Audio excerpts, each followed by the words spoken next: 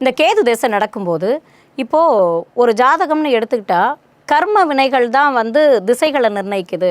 So ஒருத்தரோட வந்து அவங்க என்னென்னலாம் கர்மா பண்ணியிருக்காங்களோ அதன் பிரகாரம் தான் வந்து ராகு தசை நடக்கிறது, கேது தசை நடக்கிறது, செவ்வாய் நீச்சமாகிறது, குரு நீச்சமாகிறது, இந்த மாதிரியான விஷயங்கள்லாம் வருதுங்கிறத நம்ம கேள்விப்பட்டிருக்கோம்.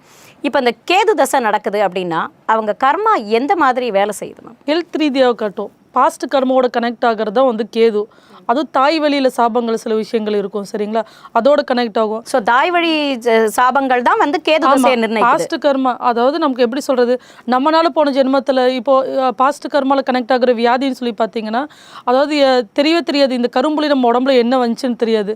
வெண் குஷ்டம் வரும், அதுக்கப்புறம் ஸ்கின் அலர்ஜிஸ் வரும், ஒரு மாதிரி வெறுப்பு வரும், நிறைய ஒரு மாதிரி டிஸ்டர்பன்ஸ், நர்வ்ஸ் ப்ராப்ளம் வரும், சப்டல் எனர்ஜியை பாதிக்கும். இந்த மாதிரி வந்து இன்ஃபெக்ஷன்ஸு நிறைய வந்துகிட்டே இருக்கும். எல்லாத்தையும் தாண்டி கிருமிகள், கேதுனாலே கேன்சர் தான் இருக்கும்.